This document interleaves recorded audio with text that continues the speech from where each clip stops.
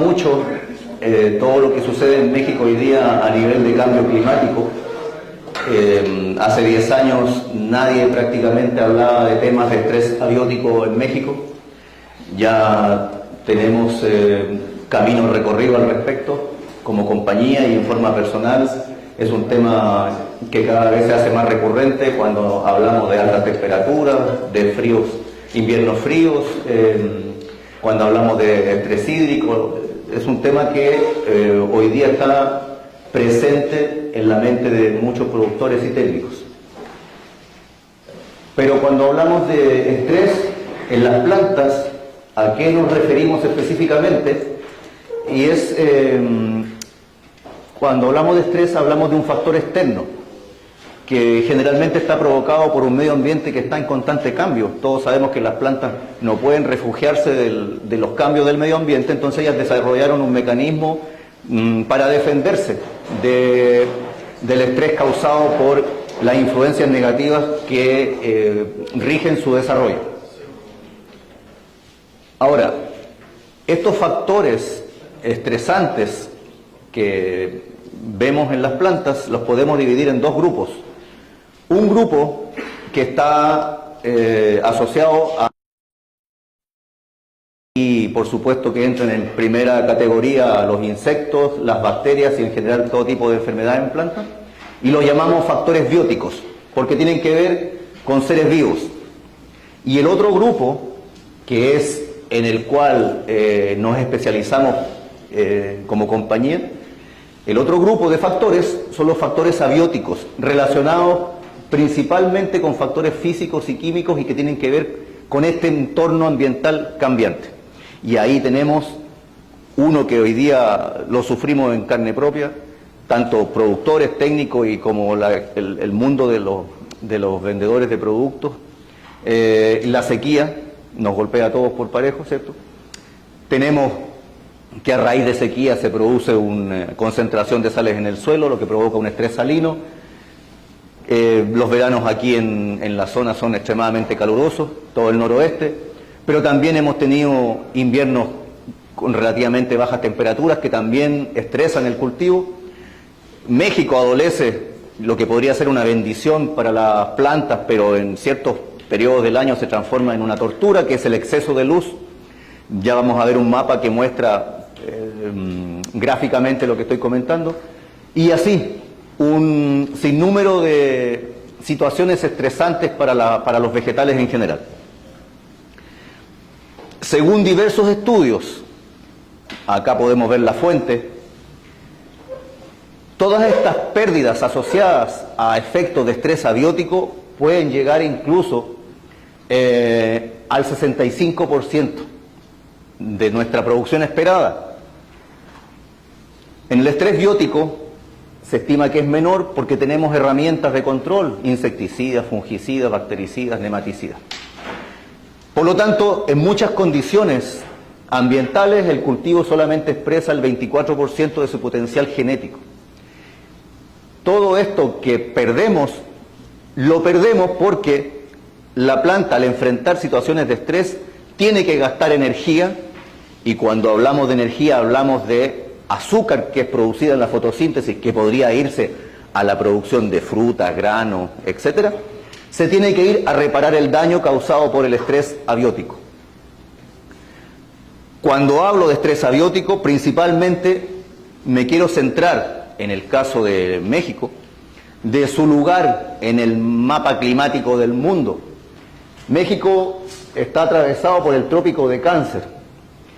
Eso tiene consecuencias climáticas. México es un país caluroso. Obviamente ustedes se dieron cuenta que yo no soy mexicano y llegué a vivir aquí al noroeste en el año 2011 y yo vivo en la ciudad de Hermosillo, pero pasé mi primer verano en Hermosillo y no podía creer lo que estaba viviendo, porque yo vengo de acá y aquí lo máximo que uno puede llegar a tener en un verano caluroso son 38 grados y ya la gente se anda muriendo, ya no pueden ir a trabajar, no pueden ir los niños al colegio. Pero acá, en Hermosillo, la gente hace su vida normal con 50 grados y pasea por las calles y no suda, yo no lo comprendo. Entonces, para las plantas, que no pueden irse a una refri, que no pueden tomarse una cheve. Para las plantas esto tiene consecuencias. Las consecuencias son productivas.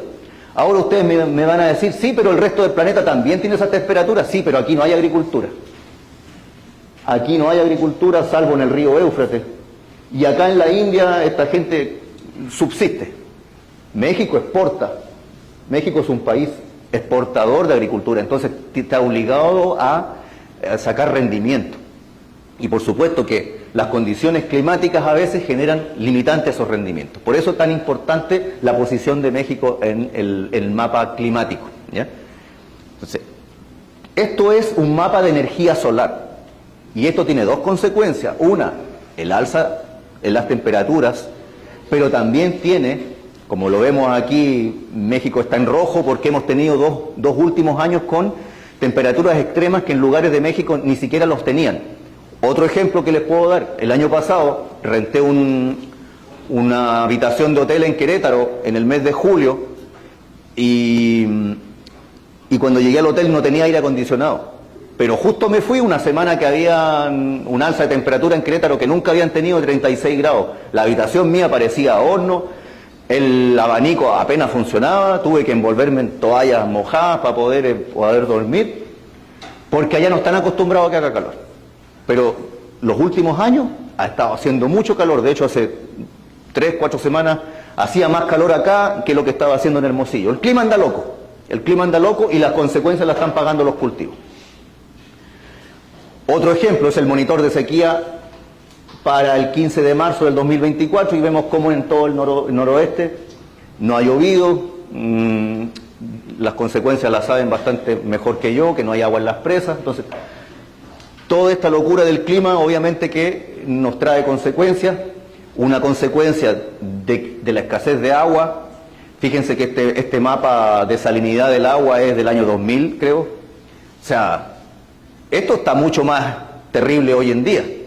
De hecho, aquí no aparece, por ejemplo, problemas en Sinaloa. Sin embargo, al ver análisis de suelo, por ejemplo, en la zona de Ahome, hay suelos que ya están en proceso de salinización y proceso de pérdida de estructura, lavado de calcio. O sea, esto hoy día, a 2024, si lo volvieran a hacer, porque esto es un esfuerzo enorme que tiene que hacer el Ministerio de Agricultura para sacar muestras en todo el país, entonces no se hace todos los años, esto se hace cada cierto año. Si uno busca en el Google, lo más reciente es del año 2000. Pero muestra zonas terribles. O sea, yo he estado aquí en la zona de Constitución con productores de espárragos y el agua que sacan de los pozos sirve más para criar camarones que para otro tipo de agricultura. Entonces, México... Ahora, todo esto, el tema de la sequía y el cambio climático, lo viví también en persona en Chile, porque nosotros tenemos... Ahora llovió mucho, pero después de 30 años de sequía. ¿Ya? Entonces, si ustedes ven muchos chilenos saliendo del país, y muchos de ellos vienen a parar a México, hay compañías chilenas que aquí han traído muchos chilenos, como SQM, por ejemplo, así llegué yo, son gente que para no pelearse en su país porque no hay agua, nos tenemos que venir a donde sí hay. Hoy día nos estamos enfrentando a algo que yo ya vi. 30 años de sequía, golpean a la agricultura, terrible. Bueno, estos son ejemplos que uno fácilmente los puede buscar en la internet y ahí están, ¿ya? Ahora, todos estos factores climáticos también terminan golpeando el suelo y estos son casos de erosión de suelo. O sea, imagínense que esto diga en la Baja Sur deterioro alarmante del recurso suelo. Es porque ya se lo chingaron. Y recuperar un suelo con este tipo de problemas es carísimo. Mejor el agricultor abandona ese suelo, se desertifica. De hecho, uno puede pasar por diversas zonas del noroeste donde ve suelos que ya se dieron por perdidos, ya el productor no los cultiva, y se pone a cultivar otro que a lo mejor le va a durar 20 años más y luego también lo va a tener que abandonar. Y eso trae consecuencias que a lo mejor incluso muchos productores hoy día no están viendo, que en la medida que salinizamos el suelo, se pierde el calcio, el suelo pierde estructura. Hoy día ustedes me ven muy arregladito, pero yo soy agrónomo de campo, ya no ando en la oficina, entonces todos estos temas no son ajenos a mi conocimiento. Entonces, el suelo se produce una contracción, se aprieta el suelo, se pierde estructura, las raíces no crecen Y en este tipo de suelos mal estructurados, un invierno muy frío hace que los maíces no crezcan, y lo vivimos también lo venimos viendo hace 2 o 3 temporadas ahí en Ahome y en el Fuerte, donde los maíces prácticamente para el mes de enero están chaparro y amarillo. Eso es típico situación de estrés provocado por desestructuración del suelo. Y eso, el causante de eso muchas veces es un mal manejo general de la materia orgánica, por ejemplo. Alguien de los presentes hablaba mucho del carbono en el suelo. Comparto con él, no recuerdo quién era, pero comparto con él todo lo que dijo de la importancia de la materia orgánica en el suelo. Pero también es importante que no se nos acumule el sodio, y eso ya sería hablar de otros temas. Pero todo esto que yo les mencioné, todos los estrés, ahí podríamos borrar la palabra estrés salino. Tengo esta imagen porque la ocupo mucho para hablar de salinización de suelo, pero podríamos sacar de la lámina la palabra salino, y podríamos hablar solamente de estrés y decir que todo tipo de estrés en planta provoca el mismo efecto, que es cierre estomático. Una planta estresada cierra los estomas, deja de difundirse CO2 al interior. Eso hace, en términos fisiológicos, que se ralentice el ciclo de Calvin. El ciclo de Calvin es el proceso mediante la planta convierte el CO2 en azúcar, y la planta tiene menos energía. Véanlo como que ustedes no pudieron desayunar la machaca de la mañana, el par de huevos estrellados, entonces están trabajando pero sin generar energía. La planta termina por trabajar más de lo que produce, y viene lo que se conoce en la jerga del estrés como la producción de los famosos ROS. ¿Qué son los ROS? A lo mejor parece un tema muy ajeno, pero es más normal de lo que ustedes creen, porque al ser humano se le ha hablado mucho de estrés. Que el ser humano produce radicales libres, y los radicales libres hay que eliminarlos del cuerpo con antioxidantes. Muchas personas ya están en procesos, por ejemplo, que uno se empieza a preocupar después de los 40 años. Yo tengo 51 y me preocupo mucho de no contrarrestar esos famosos radicales libres para tener una mejor calidad de vida en los siguientes años. Entonces, a las plantas también les sucede. Los radicales libres son moléculas tóxicas que las plantas acumulan y que le provocan estrés oxidativo y las destruyen. Destruye la célula y la planta produce menos. ¿Por qué produce menos? Porque la poca azúcar que la planta tenga que producir, tiene que usarla para reducir el daño. Entonces, las plantas que nosotros hemos visto, por ejemplo, en el mes de enero, amarillenta y chaparra, están llenas de radicales libres porque no pueden superar ese momento de estrés. Y ahí es donde requieren una ayuda extra. Ahí es donde nosotros intentamos ayudarla por el siguiente mecanismo. Primero, aquí tenemos la gráfica de una célula vegetal, y la célula vegetal, a través de los millones de años que ha evolucionado la planta, tiene la capacidad de reconocer, en un primer momento, reconocer los factores de estrés, tanto biótico como abiótico. Los reconoce, es el primer paso. Ella se da cuenta que hay un factor estresante, que puede ser viento caliente, puede ser estrés hídrico, etc. Y ella, al reconocerlo, al reconocer esos factores, libera calcio aquí al citoplasma. ¿Para qué? Para que avisarle al resto de la planta que se está iniciando la producción de los radicales libres. Véanlo así como una alarma. Se metió un ladrón a la casa y sonó la alarma. Eso es lo primero que hace la planta. Esto me quiere perjudicar, y se levantan las alarmas. Luego la planta se tiene que preparar para reaccionar ante esto. ¿Cómo lo hace? Produciendo en los ribosomas, produciendo proteínas que le ayuden a recuperar el daño. Para esto la planta necesita diversos nutrientes. Piensen ustedes que al no encontrar un nutriente en la planta también es estrés. Lo llamamos estrés nutricional. De tal manera que la planta responde al ataque del medio. Ahora nosotros nos preguntamos, ¿y qué sucede si yo a la planta le entrego la señal, le doy la señal de ataque, pero no existe tal ataque? En ese caso la planta se prepara para el ataque y yo la tengo prevenida a ella. Yo activo los mecanismos de defensa antes de que la planta reciba el golpe. De tal manera que es como, si yo me puedo subir al cuadrilátero a pelear una pelea y puedo enfrentar a mi enemigo de dos maneras. Lo puedo enfrentar con las manos atrás o lo puedo enfrentar preparado. Entonces, de tal manera que la planta puede, si no la preparo, ella recibe el golpe y empieza a producir las proteínas después de que recibió el golpe. Pero si está preparada, el golpe va a ser menos dañino. Y eso es lo que intentamos hacer nosotros. Fíjense en esta imagen que es muy interesante porque a esta plantita se le puso con una luz especial, se le puso aquí un daño. Aquí hay un daño, si ustedes lo ven, la hoja está rota, asemejando que la comió un insecto. Y ese insecto provoca una señal que equivale a 100 milimolar de ácido glutámico. El ácido glutámico es una molécula que se produce después de que la planta se siente atacada. Y fíjense cómo viaja y vean el tiempo arriba. O sea, en 124 segundos, toda la planta fue inundada por la señal química que le dice a la planta que tiene que prepararse para un ataque. Entonces, nos aprovechamos de esto que hace la planta, de enviar una señal, para mandar la señal antes de que tenga el ataque y la preparamos. Esa es un poco la idea de incorporar una señal metabólica al proceso. ¿Y cómo hacemos para entregar esa señal metabólica? Y aquí es donde vienen a cumplir su rol los bioestimulantes.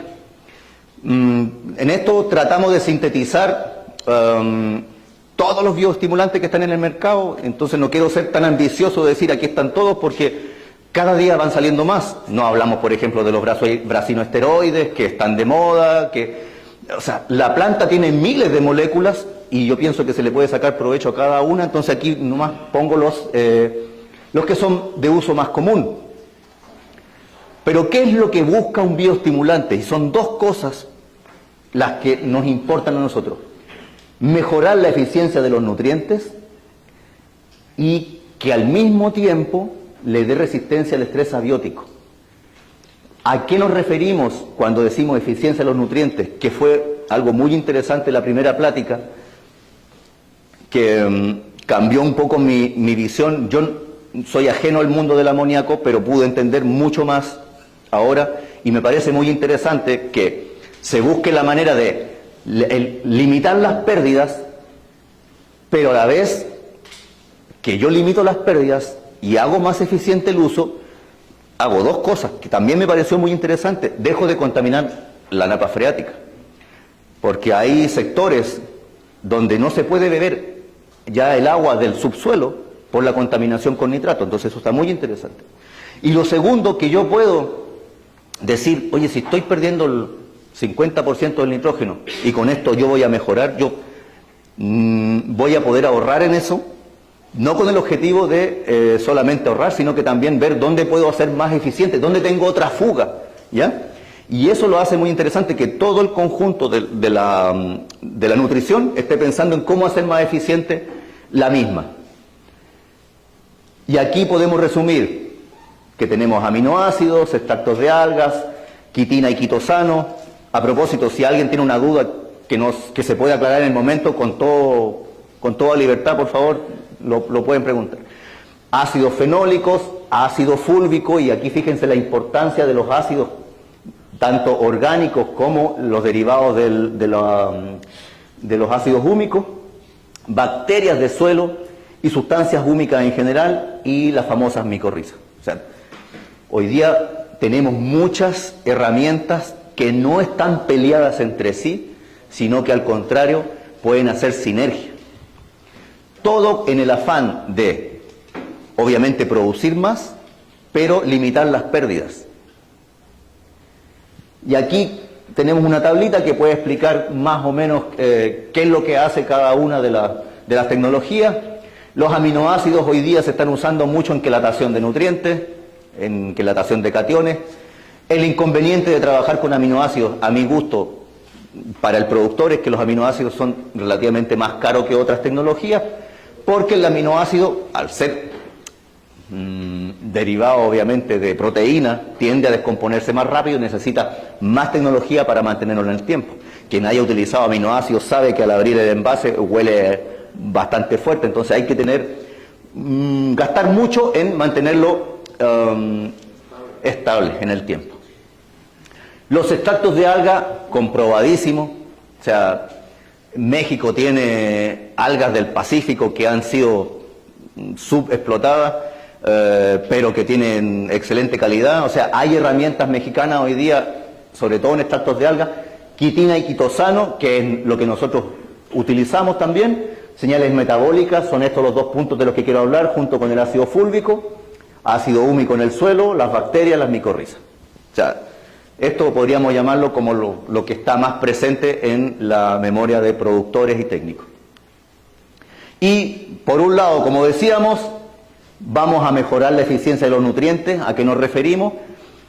Durante todos los años que he trabajado con nutrición, pasé de ser un ingeniero que solamente hablaba siempre de unidades a entender que las plantas no comen kilos de nutrientes. Las plantas lo que comen son milimolares de nutrientes, y hay una gran diferencia.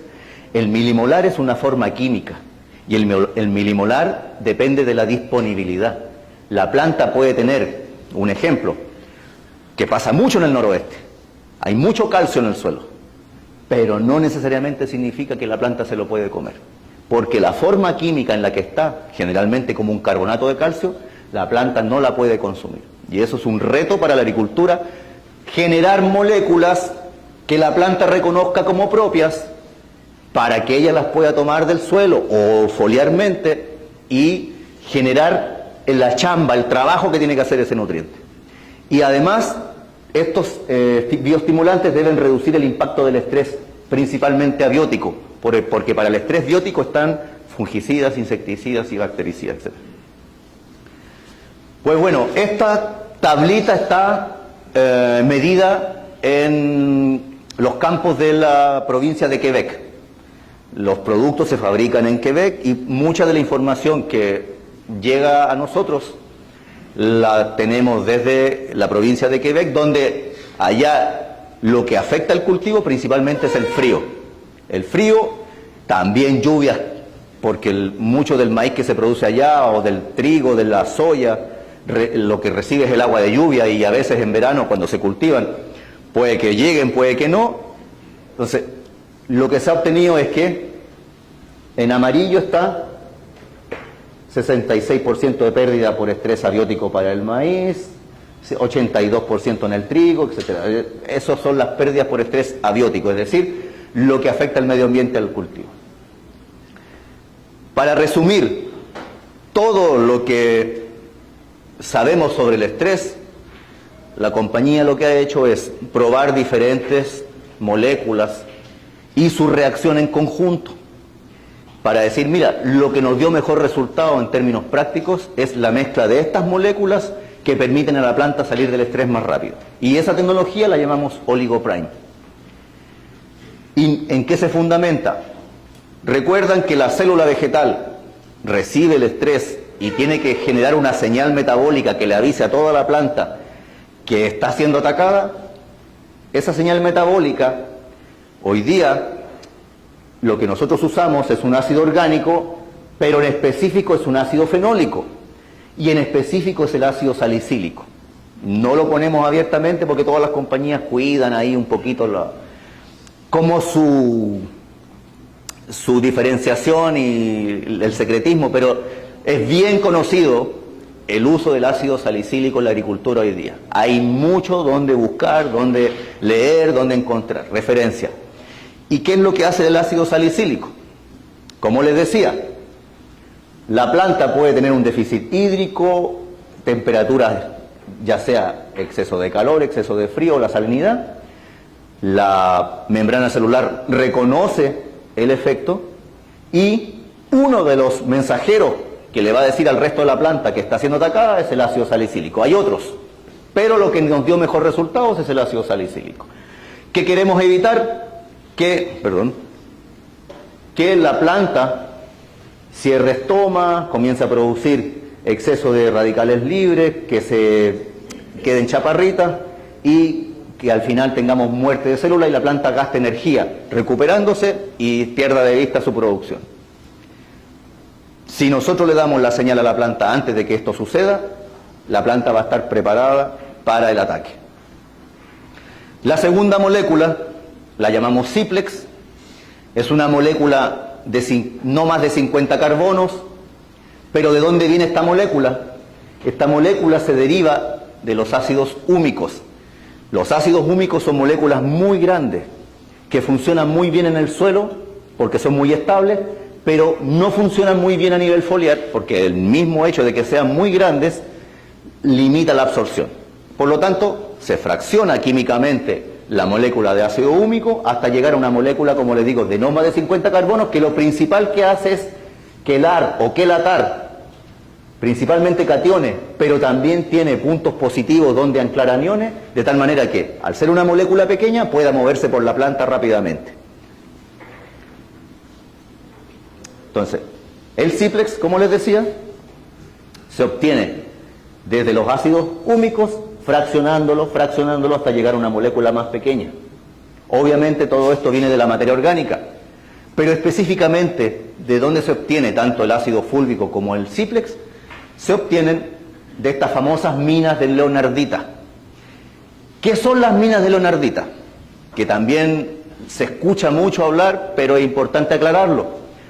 Pues resulta que quien haya visto estos famosos programas culturales de que lo que pasó hace millones de años, pues en algún momento puede haber visto que la Tierra estaba cubierta de bosques y que se produjo alguna catástrofe climática que hizo que esos bosques quedaran sepultados y hoy día es carbono fosilizado, carbono que está enterrado, que se puede utilizar en la agricultura. Prácticamente son minas de ácidos húmicos que se llaman leonardita por el señor que las descubrió. Y aquí hay un comparativo de los tamaños. Fíjense que el ácido húmico es gigantesco. La forma de medir las moléculas es en esta unidad, Dalton, es decir, de 50.000 a 100.000 Dalton es una molécula gigantesca. Muy estable en el suelo, los ácidos húmicos pueden permanecer por mucho tiempo, ayudándonos a capturar cationes, capturar aniones, guardar nitrógeno, guardar fósforo y sobre todo mejorar la estructura del suelo. Luego vienen los ácidos fúlvicos, que son aproximadamente 10 veces más pequeños, pero a partir del fraccionamiento del ácido fúlvico, que viene del ácido húmico, tenemos la molécula de Ciplex, que es muy pequeñita y eso la hace muy móvil, hace que la molécula pueda ser absorbida por la planta e ingrese sin problema.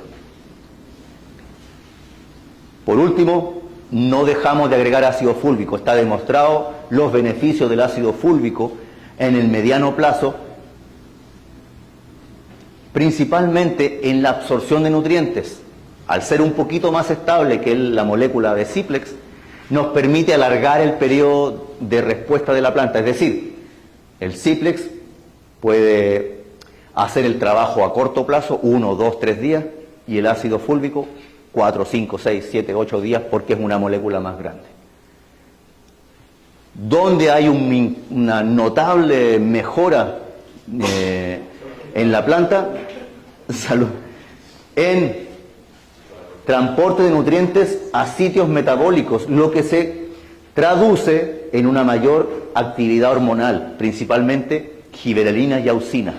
Entonces, cuando vemos nosotros que las plantas explotan en crecimiento después de la aplicación de alguna molécula de este tipo, lo que vemos es que la planta, todo su metabolismo reacciona. Un metabolismo detenido comienza a reaccionar. El quitosano sería la cuarta molécula que está involucrada en la tecnología. El quitosano es un derivado de la quitina. Hay productos en el mercado hoy día que se utilizan para, por ejemplo, control de nematodos, que se aplican por fertirriego, que son derivados de la quitina.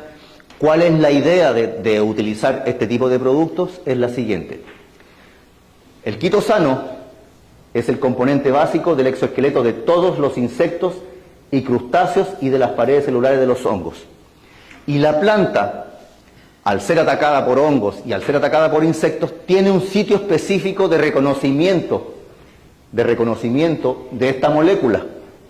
De tal manera que si yo le aplico el quitosano, la planta piensa que está siendo atacada por un insecto y eso hace que las plantas comiencen a producir moléculas preventivas o que esas moléculas son las que van a ayudarle contra el ataque.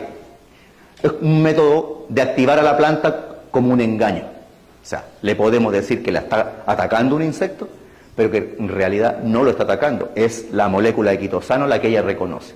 Así, tanto la señal metabólica del ácido salicílico más el quitosano activa la defensa de la planta y el ácido fúlvico y el cíclex se encargan de darle movilidad.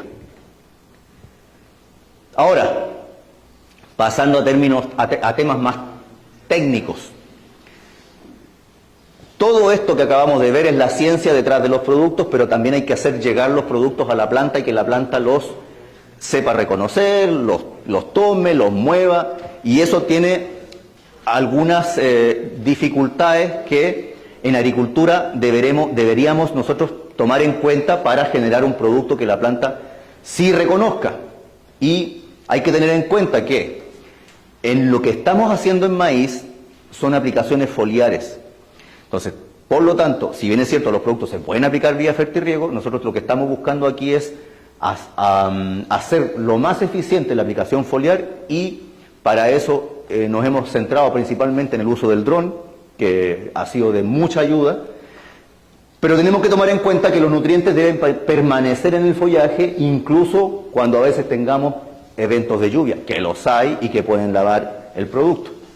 Además, los nutrientes tienen que estar disueltos y deben permanecer disueltos. O sea, yo veo que se disuelven en la solución cuando la aplico, pero además tienen que permanecer disueltos en el tiempo que están en la hoja. Los nutrientes deben ser de pequeño tamaño. Hemos hecho bastante hincapié, por ejemplo, en la molécula Ciplex, que es lo que buscamos, que las moléculas sean pequeñas para que traspasen la cutícula de la hoja. Y los nutrientes deben estar quelatados o quelados, como les gusta decir allá en Canadá. ¿Por qué deben estar de cierta manera quelatados o quelados? Porque los nutrientes tienen carga. La hoja también tiene carga. Un nutriente positivo, si se encuentra con la hoja que es negativa, se va a quedar atrapado. Cuando yo envuelvo esa carga con un quelato, le quito la carga al nutriente y puede atravesar más fácilmente la hoja. Ahora vamos a ver punto por punto. Entonces aquí tenemos un esquema de la hoja. Se ve bien delgadita la hoja a nivel normal, pero tiene un montón de partes que nosotros queremos que atraviese el producto y que llegue ojalá al tejido vascular para que sea transportado por el resto de la planta. ¿Por qué es importante el tamaño? Primero, porque las partículas solubles muy pequeñitas van a atravesar más fácilmente el tejido de la planta para llegar hasta los haces vasculares, ¿ya? Eso hace más fácil su absorción y distribución tras la aplicación. Eso principalmente. Ahora, también es importante señalar que todas las aplicaciones foliares deberían contar con un agente tensoactivo para promover la uniformidad de las hojas de las gotas de la aplicación sobre la hoja. En ese sentido, todos los agricultores en general lo aplican, pero además los productos traen sus propios agentes tensioactivos. También es importante el tipo de formulación en la que vienen los nutrientes. Hoy día en el mercado podemos encontrar formulaciones como sulfatos, cloruros, nitratos, pero como compañía nos centramos en los ácidos orgánicos. Nosotros recién hablamos de la tecnología Oligoprime, pero además recuerden que junto con esa tecnología Oligoprime, nosotros ponemos a disposición de la planta, ya sea un calcio, un magnesio, un zinc, etcétera. Ese calcio, magnesio, zinc, nosotros lo podemos quelatar. ¿Y con qué lo quelatamos? Con acetato. ¿Qué es el acetato? Deriva del ácido acético. ¿Qué es el ácido acético? Mejor conocido como vinagre. ¿Por qué usamos, entre comillas, vinagre para quelatar? Porque es un ácido orgánico que la planta reconoce como propio. No le es ajeno, no genera rechazo. La planta toma el ácido acético y rápidamente lo puede incorporar al ciclo de Krebs. Y lo reconoce como propio y no lo ve ajeno y rápidamente puede ocupar ya sea el calcio o el magnesio, porque son las dos moléculas que nosotros quelatamos con ácido acético. Tenemos acetato de calcio y acetato de magnesio. ¿Qué otra molécula usamos para tomar los nutrientes y protegerlos? El citrato. ¿De dónde deriva el citrato? Del ácido cítrico. Cuando está solito es ácido cítrico, cuando lo unimos con un catión formamos un citrato. ¿Qué citrato utilizamos? Citrato de zinc, citrato de manganeso, citrato de hierro y citrato de cobre. ¿Cuál es la ventaja de utilizar el ácido cítrico? Que es un poderoso antioxidante y nos ayuda a reducir los ROS. Los ROS, recuerden, son los famosos radicales libres. En otro tipo de productos utilizamos los silicatos, que también tienen eficacia comprobada en formar una barrera física contra insectos y enfermedades. ¿Cómo lo hace? Los silicatos tienden a polimerizarse. ¿Qué es polimerizarse? Reunirse unos con otros. Y cuando yo aplico silicatos a nivel foliar, formo una barrera con el nombre técnico fitolito. Alrededor de la célula yo formo una especie de empalizada de silicio que es como una barrera. Esa barrera hoy día se conoce con el nombre de fitolito. Fito de planta, lito de piedra. Una, entre comillas, piedra en la planta. Por último, existe otra molécula que utilizamos, que es el carbonato. Ojo, solo lo utilizamos con el potasio. Cualquier otra fuente o forma de carbonato que esté adherida a un calcio, un magnesio, la planta le es muy difícil reconocerla. De hecho, el noroeste está lleno de carbonato, y eso genera muchos problemas de alto pH y de ineficiencia en el uso del magnesio y del calcio. Por lo tanto, el único producto que podemos utilizar con carbonato es el potasio. Entonces, esas son las fuentes que nosotros utilizamos y no es decir que esto es más malo, ojo, no estoy diciendo que... Aquí está, perdón, me fui para atrás. No estoy diciendo que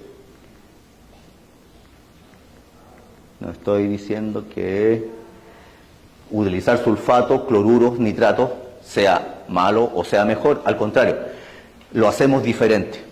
Muchos cultivos a lo mejor ya no quieren nitrato, otros cultivos les cae mal el cloruro, otros cultivos no quieren sulfato y mejoramos la absorción por medio de estas moléculas que la planta le facilita el reconocimiento. Ahora, dijimos que los nutrientes deben estar solubles, pero también deben permanecer solubles, y eso se conoce con el nombre de punto de delicuescencia. Quizá no lo habían escuchado nunca, pero es bastante sencillo el concepto. Lo que se busca es que a cierto grado los nutrientes permanezcan solubles, porque cada molécula en específico tiene un porcentaje de solubilidad. ¿Cuáles son los más insolubles? Todos los sulfatos.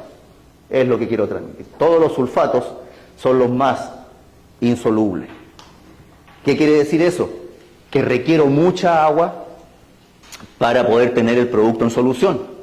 Y como requiero mucha agua, de ahí se obtiene el punto de delicuescencia, donde requiero el número más grande que encuentren, significa que se requiere más agua para tenerlo en suspensión. ¿Ya? Eso es lo que se necesita. Lo tenemos en cuenta a la hora de generar formulaciones. Y muchos productos, por ejemplo, como el acetato de calcio, que tiene un punto de delicuescencia muy alto para lo que nos gusta, requiere de algunos agentes extra para poder hacer una formulación que cumpla con estas normas. Y aquí es donde llegamos a la parte de los quelatos en general. Los quelatos, ¿cómo o por qué fueron creados los quelatos? En el origen del quelato. Seguramente cuando hablamos de quelato, a todos los técnicos lo primero que se les viene a la mente es el EDTA, el EDHA, el EDDHA, el EDA, o sea, son moléculas muy grandes que se fabrican para proteger al catión en el suelo y que la planta tenga más tiempo para absorber ese catión antes de que se bloquee por las rigurosidades de la rizósfera. Hablemos de pH o exceso de sales. Pues bien, quelato no solamente son esas moléculas. Quelato es cualquier molécula que me sirva a mí para hacer el efecto pinza sobre un catión. En ese sentido existen quelatos inorgánicos, quelatos orgánicos, moléculas más grandes y moléculas más pequeñas. Lo interesante del quelato es que me debe facilitar el transporte de nutrientes en la planta, facilitar la penetración a través de las paredes celulares y reducir la fijación de iones en los tejidos en el suelo. Resulta que los quelatos fuertes o los exageradamente fuertes, como el EDHA, que permanece estable hasta pH 9, cumplen con este requisito, pero no cumplen con este. De hecho, es prohibitivo aplicar estos quelatos fuertes a nivel foliar. No se deberían aplicar, porque ahí se van a quedar. En el suelo pueden mantenerse durante mucho tiempo, incluso se han visto situaciones contraproducentes donde la unión del quelato es tan fuerte que la planta sencillamente no tuvo la energía para quitárselo al quelato. Por lo tanto, han aparecido otras formulaciones más amigables con la planta. Y hoy día probablemente les suene mucho el término ácidos carboxílicos, que pueden existir en dos maneras: acomplejantes de cationes o quelatantes. ¿Cuál es la diferencia? Que el acomplejante, la unión es relativamente débil, pero también se puede llevar a un grado más, es decir, quelatar con ácido carboxílico, lo que requiere un poquito más de tecnología, un poquito más de esfuerzo químico. Eso es todo. Un acomplejante va a ser más barato que un quelatante, sí, por este grado de tecnología que se le impone, ¿ya? Pero en este sentido, ¿cuál es la comparación que hacemos, por ejemplo, con el EDTA? Es que el EDTA secuestra completamente. O sea, no hay ninguna posibilidad que a nivel foliar el EDTA suelte el nutriente a la planta. Pero los ácidos carboxílicos son intermedios. No tienen ni muy débil ni muy fuerte, están en un grado intermedio y pueden soltar el catión con cierta facilidad a la planta. En este caso, aquí está ejemplificado un ácido carboxílico quelatando un catión de calcio, que eso es el acetato de calcio. Y aquí tenemos un resumen de la tecnología que se podría decir hoy día tenemos a nivel específico. Lo más probable es que la mayoría de los productores hoy día estén muy familiarizados con el uso de las sales inorgánicas, nitratos, cloruros, sulfatos, ¿ya? Pero aquí es donde vienen los problemas. Muchas de las sales inorgánicas tienen problemas de solubilidad. Hablamos de los carbonatos, los fosfatos, los silicatos, los hidróxidos, los óxidos. Aquí quiero hacer un paréntesis, ¿ya? Para hablar de esta insolubilidad, que es lo que hemos visto nosotros a nivel de campo, que donde hay una limitante grande en el uso de nutrientes vía suelo, está aquí, en los fosfatos, porque tienden a inmovilizarse con mucha facilidad. Y hemos tenido gran respuesta al uso de fósforo foliar, incluso bajando dosis a nivel de suelo para compensar el costo extra de aplicación foliar. Es cierre paréntesis. Yo lo quiero dejar ahí por si alguien después tiene alguna consulta. Luego tenemos los quelatantes de bajo peso molecular, aminoácidos, ácido acético, aquí estamos nosotros, ácido acético, Ciplex. Hay quien puede quelatar con ácido tartárico, hay quien puede quelatar con ácido oxálico, cítrico y los famosos polioles. ¿Dónde están los polioles? En las algas. Las algas son las que quelatan con polioles. Si alguien tiene la duda de qué son los polioles, se lo puedo aclarar más adelante. Pero fíjense en esto. Menor peso molecular significa moléculas pequeñas y mayor peso molecular significa moléculas grandes. Por eso que nos gusta quelatar aquí, porque estas moléculas son más grandes. No significa que no funcionen, significa que la planta le va a tomar un tiempo más largo poder asimilar. Y ni se diga con estos quelatantes, que son los famosos quelatantes que todo el mundo conoce como quelato, que son muy fuertes, extremadamente fuertes, y secuestran completamente el catión en el suelo y lo mantienen por un largo periodo de tiempo. ¿Ya?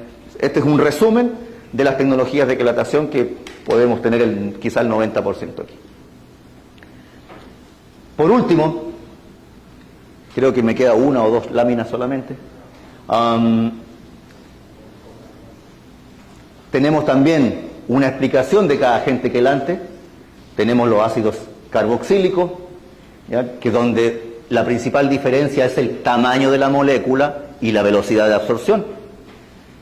El ácido cítrico solamente tiene 3 carbonos, entonces la planta, ávida, o sea, de hecho, me topé con la sorpresa, por ejemplo, que en uva de mesa, en Hermosillo, hay ingenieros que utilizaban el ácido cítrico para estabilizar las aplicaciones, lo usaban como tampón para bajar el pH, y ellos notaban ya los beneficios del ácido cítrico.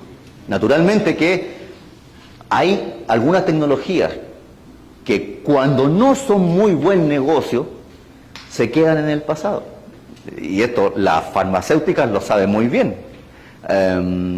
Hay gente que se les puede curar, por ejemplo, la alta depresión con métodos naturales muy económicos, pero la farmacología prefiere medicarlo. Es un tema de negocio. Entonces, en este punto, hay ingenieros que conocen ya los beneficios del ácido cítrico. Luego tenemos los aminoácidos, pero como les comentaba, cualquier producto bioestimulante que ustedes busquen en el mercado asociado a aminoácidos, les va a parecer que su costo es relativamente más alto, y ya expliqué la razón. Luego tenemos la quelatación con ácidos fúlvicos y húmicos. ¿Cuál es el problema aquí? Que como las moléculas no son homogéneas, una molécula de ácido húmico no sabemos realmente de qué tamaño es, ni la de fúlvico tampoco, no podemos determinar cuánto va a quelatar. Son buenísimas moléculas, pero no podemos saber exactamente el resultado de utilizarlas. Y por último están todos los quelatos fuertes que se unen a las moléculas y las mantienen muy fuertemente unidas, y a la planta, si bien es cierto, en su momento fueron tecnologías que marcaron diferencia, pienso que cuando yo pongo a disposición un quelato donde la planta reconoce al quelatante como su amigo, le es más fácil utilizar la molécula que cuando reconoce un quelatante como una molécula extraña. Esa es mi percepción particular. Y de aquí se extrae esa fuerza del vínculo entre nutriente y el quelato. Y si ustedes pueden ver, los químicos fuertes tienen muchos números más grandes que, por ejemplo, un citrato. Aquí está la fuerza en términos comparativos, transformada en un número, para que vean la diferencia del citrato. Se une al hierro con una fuerza de 11, mientras que el EDA se une al hierro con una fuerza de 34 casi. Ya, eso es por el tipo de molécula. Una molécula muy grande, muy compleja, versus una pequeña molécula de ácido cítrico. Entonces, si nosotros queremos hacer aplicaciones foliares, no buscamos moléculas grandes, buscamos moléculas pequeñas, amigables con la planta.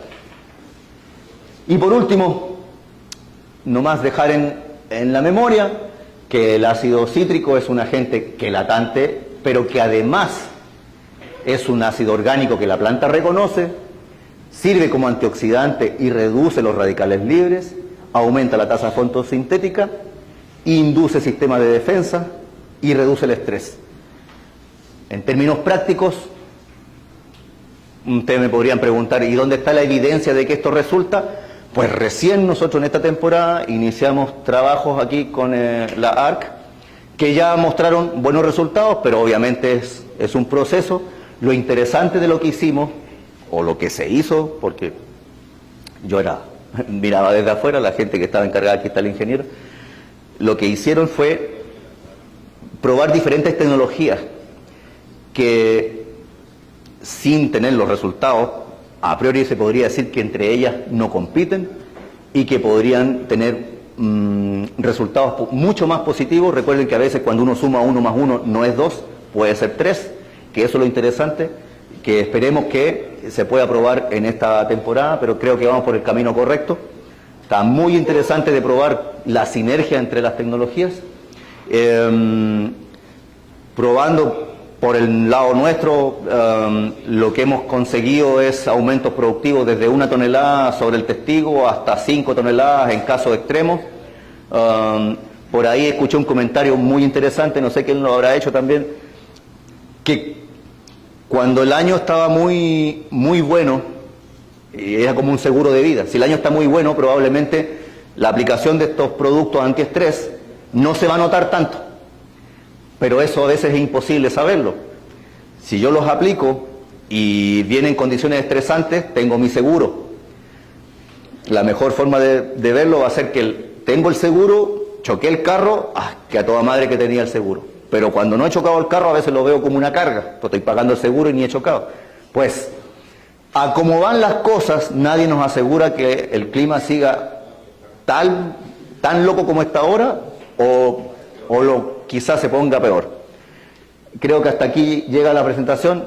Si hay alguna consulta, con todo gusto la respondo.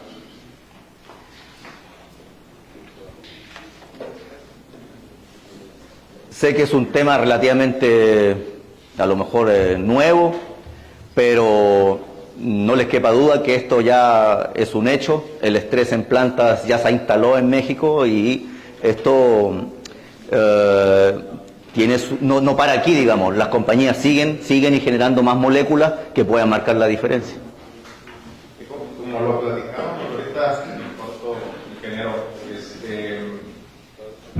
hablando del tema de las eficiencias y mencionaste el tema de los aminoácidos, a mí siempre me ha causado mucho ruido ese cálculo que necesitas X cantidad de unidades y me gustó lo que dijiste, ¿no? Desde milimolares. Hay definitivamente una diferencia muy grande. Y yo estuve haciendo varias pruebas de decir, bueno, ¿cuál es ese gradiente de conversión de un fertilizante, de un tipo de fertilizante a otro tipo de fertilizante? Costos hablaremos después, ¿no? Pero primero, ¿cuál es ese gradiente? Entonces, utilizando ciertos fertilizantes sintéticos, cambiando a unos fertilizantes orgánicos y luego terminar cambiando a un fertilizante orgánico a base de aminoácidos, llegamos a reducir las unidades en un cultivo comercial de exportación, donde tienes que mantener vegetales frescos, calidad, etcétera, sin demeritar rendimientos. Llegamos a bajar empezamos con 80 unidades por hectárea, le bajamos a 60 con el sintético, con un orgánico le bajamos a 7.5 y con el aminoácido le bajamos a 2.5.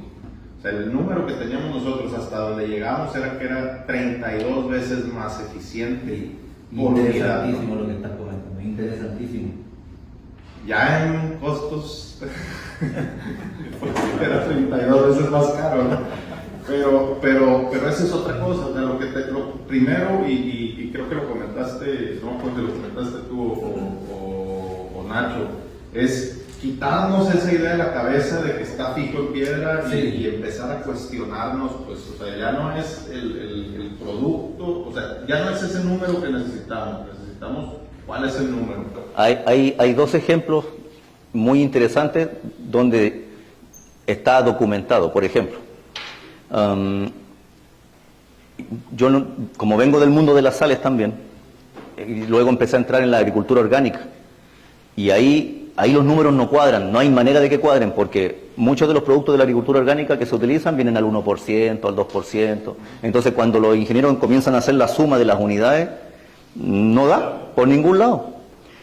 Entonces hay algo más que medir solamente unidades. Ahora, yo tengo los dos mundos hoy día, entonces voy a tratar de ser muy responsable de lo que voy a decir, sin ánimo de demeritar un mundo o del otro, pero creo que lo que ha pasado es lo siguiente. Sabemos que la agricultura, la revolución ocurrió hace ya más de 150 años, ¿cierto? Chile fue exportador mundial de nitrato de potasio. Eso provocó incluso una guerra, la guerra del salitre, así se llama, con que heridas hasta hoy día, donde Chile, el ejército chileno ocupó Lima. Siempre hay dos versiones, la del perdedor, la del vencedor. Eso genera enemistad entre los países, pero aquí hubo un tema económico detrás, y ese tema económico sigue hasta el día de hoy. ¿Cuál es? Que cuando yo calculo los fertilizantes por unidades, gano más dinero. Eso, vengo de la industria química de los fertilizantes, y eso es así. Yo calculo las unidades y lo escribo en piedra y digo, mira, son 500 unidades de nitrógeno, y yo hago conciencia sobre los productores, que son los que consumen los fertilizantes, y esa conciencia la hago por décadas.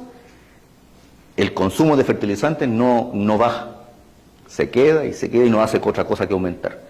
En la práctica, que estoy viendo, que un productor que llegó a esa curva de los rendimientos decrecientes, ya no consigue levantar su producción metiendo 100 kilos más.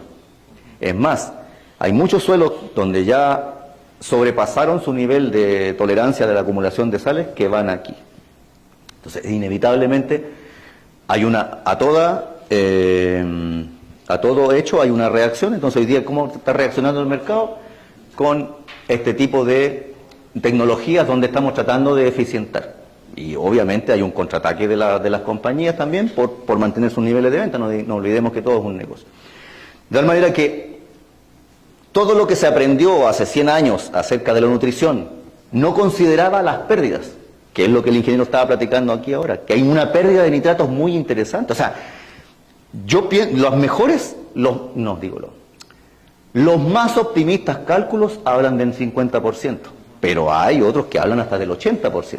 Entonces, cuando yo empiezo a reducir esas pérdidas, me empiezo a dar cuenta que las unidades no me calzan. ¿Y qué es lo que hace la agricultura orgánica? Usa muy pocas sales, pero usa mucho carbono, mucho carbono. Creo que por ahí va la clave. ¿Cómo utilizar mejor las fuentes de carbono que tenemos disponibles para que la planta pueda comer? Suelos fértiles del 6%, 7% de materia orgánica, yo utilizo 10 veces menos sales y la planta se lo come. Y produce bien. Suelos infértiles con el 0.5 al 1% de materia orgánica, como es todo el noroeste, y bajando, porque ya he visto suelos del 0.2% de materia orgánica, por más que le meta sales, la planta no se las come. Ya el suelo ya perdió su capacidad productiva, porque el suelo es un organismo vivo. El suelo es un organismo vivo. Entonces, mientras no lo veamos así, como un organismo vivo que respira, que necesita actividad microbiana, que todo tiene que tener un balance, le vamos a seguir metiendo sales, y los rendimientos van para abajo. Pero este tipo de plataformas donde se pueden dar a conocer nuevas tecnologías, y lo que más me gusta, que veo un consenso general que el uso de materia orgánica es un plus, que es mientras eso, porque es una conciencia que va a ir haciendo una bola de nieve. A lo mejor no vemos los resultados en los próximos 3 años, pero sí lo vamos a ver en los futuros 10 años, que eso está muy interesante. Hace 10 años, ningún productor pensaba en hacer programas de nutrición líquida pensando en la eficiencia, ninguno. Y todo, donde yo me acercaba, me decían, no, tú estás loco, porque este producto es 10 veces más caro que este. Sí, pero yo uso 10 veces menos que este. Tengo que mover menos volumen, tengo que tener menos gente para cargar sacos. O sea, es más, cuando usamos tecnología que la planta la prepare para el estrés, hemos visto hasta que bajan los costos de aplicaciones de agroquímicos. Entonces, se compensa, pero hay que demostrarlo. Y van a pasar a lo mejor un par de temporadas más, 3 temporadas más, pero creo que en conjunto se tomó el camino correcto. O sea, como le digo, yo llevo 13 años viviendo en México. Me parecía difícil, pero ya tenemos compañías hoy día que hacen programas de productos líquidos de alta eficiencia, y es más, los dueños de las compañías ya están pensando en ir sacando las sales, porque están viendo que sus rendimientos van decreciendo. No quiero decir con esto que hay que eliminar las sales, no quiero decir, no se malentienda, hay que hacer un uso racional, todo tiene que ser racional, porque lo peor que puede suceder es que perdamos la fuente que nos da el alimento a todos, que es el suelo. Y testimonio de eso, tengo toneladas de análisis de sectores donde el suelo ha sido tan lastimado. No sé si alguien ha estado, por ejemplo, en los campos de Mexicali, No sé si han visto los cultivos de cebollín, que hay suelos donde se hace una siembra de cebollín, pero el 50% de la semilla germina porque la otra simplemente se estresó por la cantidad de carbonato de sodio que tiene la mesa. Entonces, esos suelos ya está archiestudiado. Recuperar un suelo así de deteriorado es mucho más caro que si yo me hubiese preocupado antes por no destruirlo. Hay suelos que se tienen que abandonar, justamente porque ya es muy caro de recuperar. Esa es más o menos la respuesta.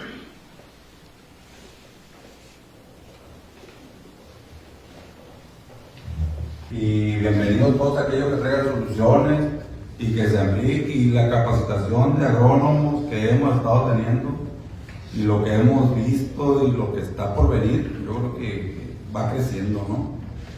Pero volvemos al tema del estrés hídrico y cuando hay sequía. A veces tenemos agua, cuando estamos regando dice, ya estoy agregando beneficio a mi cultivo porque estoy regando.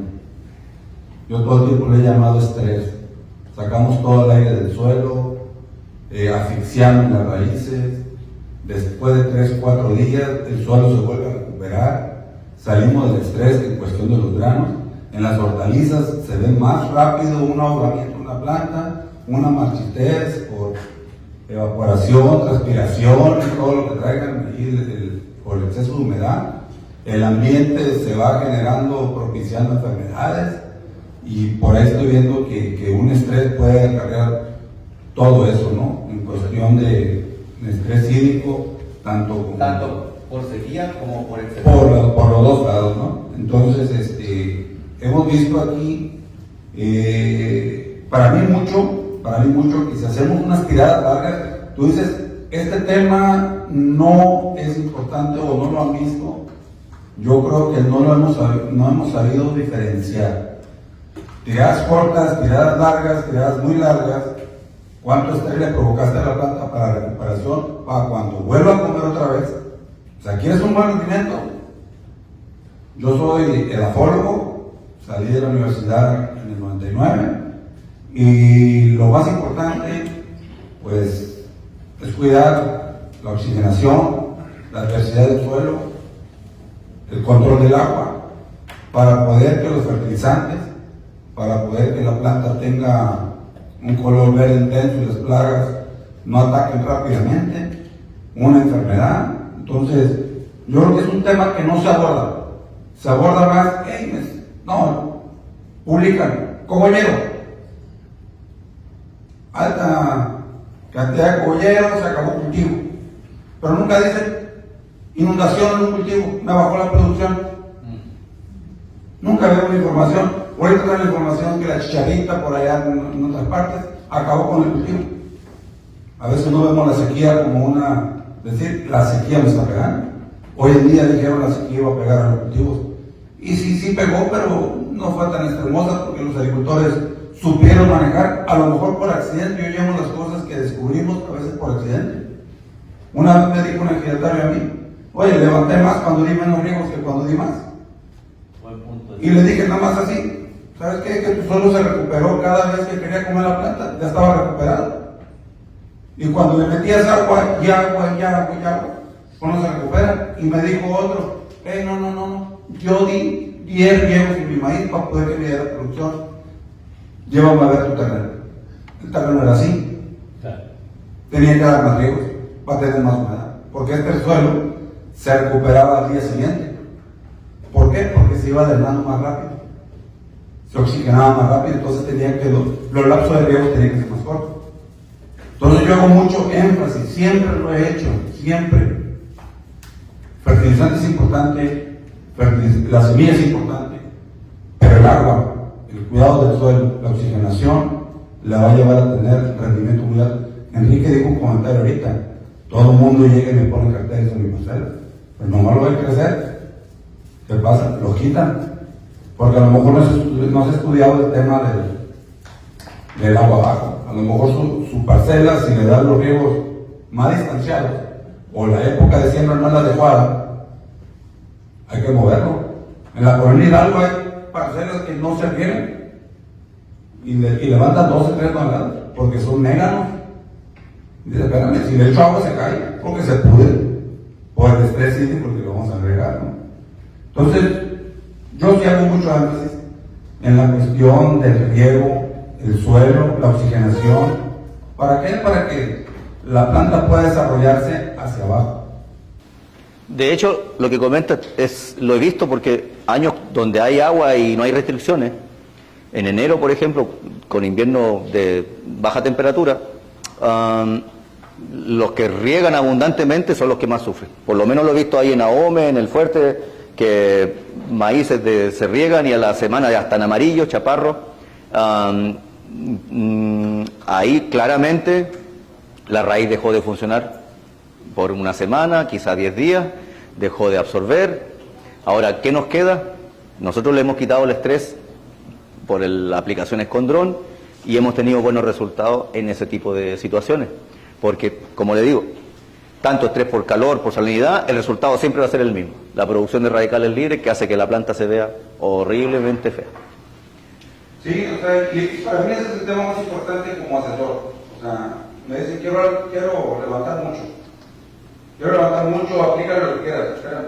O sea, soy asesor, tengo mi portafolio, sé lo que voy a manejar. Y si me tienen la confianza, pues vamos empezando por ahí, ¿no? Y ha habido muy buenos resultados, ¿no? Muy buenos resultados.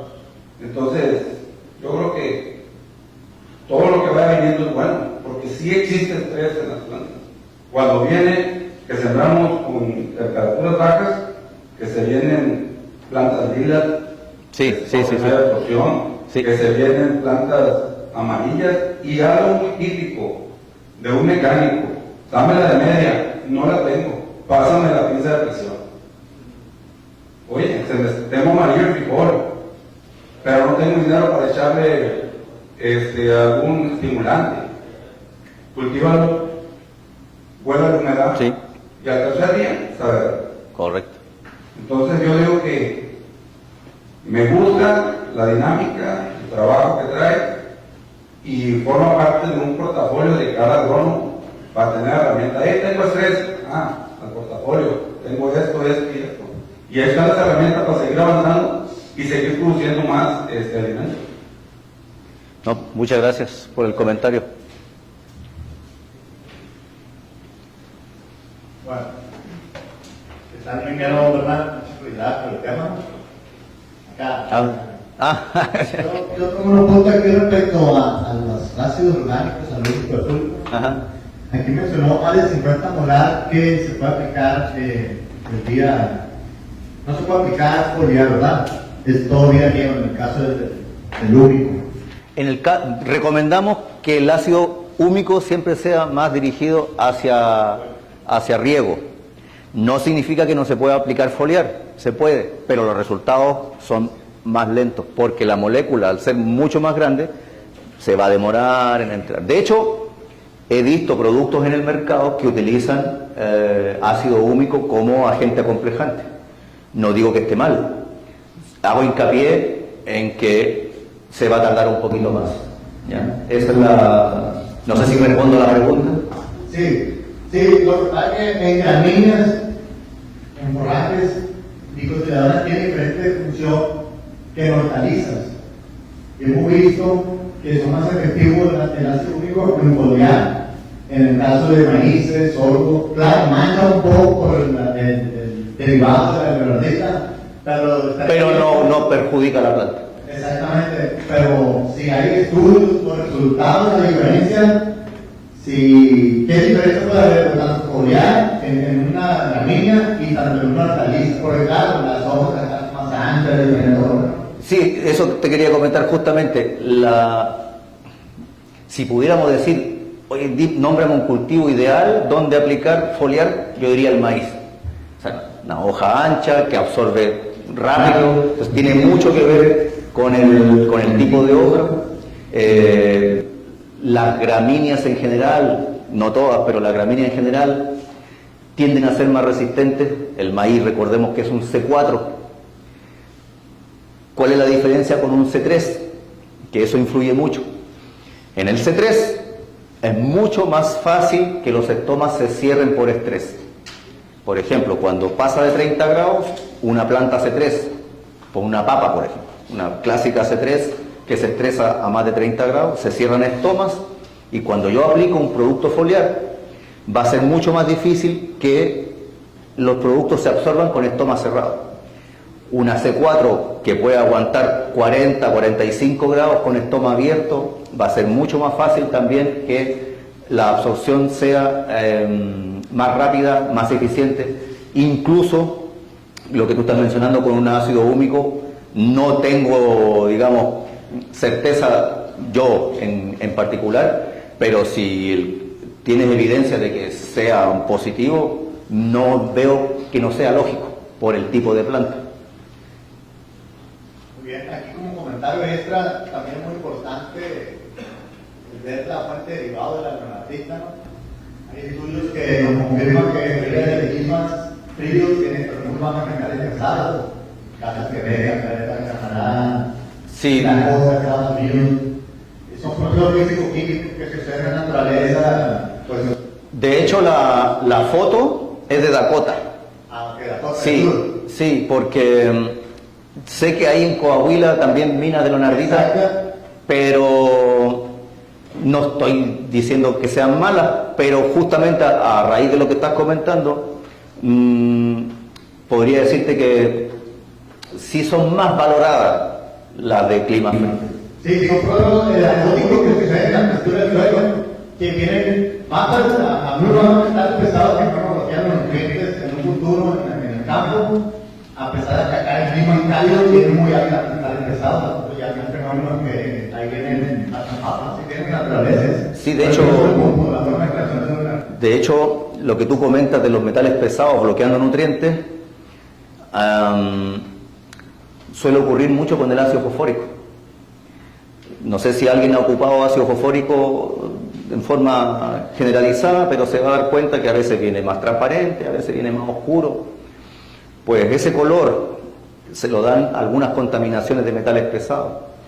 Y resulta que cuando yo aplico el fósforo, que es un ortofosfato, el ortofosfato puede venir bloqueado con un metal pesado. Entonces, muchos productores le dan su confianza a veces a un material genérico como el ácido fosfórico y pueden ver que donde tuvo que intervenir el fósforo a lo mejor no lo hizo. ¿Dónde pueden encontrar eso? A nivel de llenado, lo pueden encontrar en el mismo análisis foliar, que no levantó más de 0.2% a nivel foliar, pero sobre todo lo pueden ver, por ejemplo, en llenado, porque el fósforo es muy importante en el ciclo de Calvin para generar azúcar. De hecho, aún generando azúcar, la molécula de glucosa de 6 carbono necesita ser fosforilada para que pueda ser utilizada por la planta. Entonces, si no hay suficiente fósforo y yo no fosforilo la molécula de glucosa, no puede ser utilizada y es como si no la tuviera.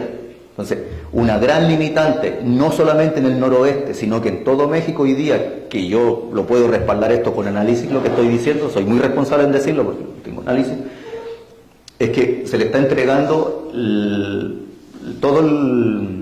la eficiencia a un producto que puede, no digo que siempre venga así, pero si viene muy oscuro es porque trae algún contaminante que puede venir bloqueando la molécula de fosfato. Entonces, ¿dónde se ha encontrado mayor eficiencia? En moléculas que, si bien es cierto, derivan del ácido fosfórico, han sufrido un doble proceso de refinamiento y hoy día la llaman ortofosfato en forma general. Nosotros en particular usamos un ortofosfato de magnesio. ¿Qué quiere decir esto? Que donde está el fósforo, en vez de venir bloqueado con una molécula que no le sirve a la planta, viene con un magnesio de tal manera que le sirve a la planta y hace la absorción más eficiente. Y eso ya me puede marcar 0,3, 0,4, 0,5%. O sea, se puede ver fácilmente en un análisis foliar, pero donde más se puede ver es que mi fruta se llenó bien. Es muy clásico que de 3 pimientos que yo lleno, el cuarto, tengo 3 llenos, el cuarto o se quedó pequeño o se quedó deforme. Y eso es porque no llegó la energía para el cuarto. Faltó el fósforo para el cuarto. Y el fósforo es primo hermano del magnesio, porque en el ciclo de Calvin hacen la chamba juntos. Sí, la falta de uno afecta al otro. Si tengo bueno el fósforo y me falta magnesio, también termino con este problema de una frutita deforme por ahí. Puede ser cualquier fruta, un pepino, un tomate. El pepino es muy notorio. Tengo 4 o 5 pepinos y se me cayó el fósforo, la raíz se achicó y ¡pum! Al suelo la producción de pepino y tengo que esperar que se recupere la planta para amarrar el siguiente set, ¿ya? Como comentario adicional, digamos, porque está muy interesante lo que señalaste.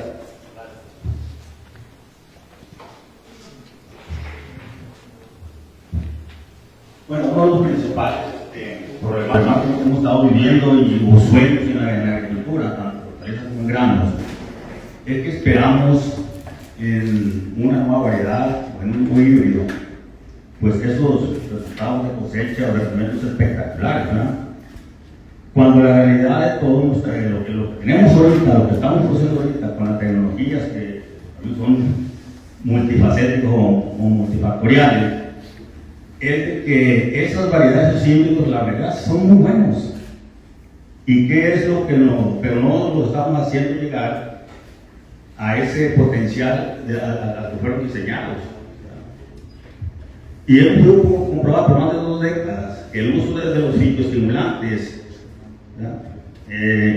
hemos logrado aumentar ese potencial, o se ha logrado aumentar ese potencial con el solo hecho, que es por lo que tú estuviste platicando y lo que en una de tus gráficas comentas, mira, hasta dónde se afecta, el potencial, dependiendo el total del potencial del híbrido, la semilla usada, y que solo estamos aprovechando el 24%, lo comentamos, del potencial del grano. Y nosotros en ese seguimiento, de este estimulante que con los formatos de lo estamos conociendo, hemos logrado pues superar ese porcentaje de potencial que ahorita se está obteniendo, pues, hablando del anterior del 24%, o de los nutrientes que no se están aprovechando por la planta.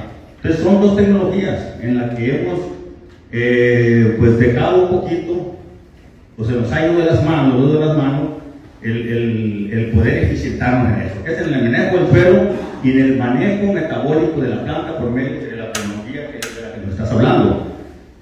Y en la medida que nos echamos un clavado a eficientar esa nutrición con estos fitoestimulantes o estimulantes como tú lo comentas, ¿cómo logramos superar esos rendimientos? Desde 1 o 2, o sea, darle más pistas de rendimiento a actualmente vamos. Si me permite extenderme en la respuesta, y si el resto de los asistentes me lo permiten también, no quiero aburrirlos, pero es tan interesante lo que acaba de comentar, porque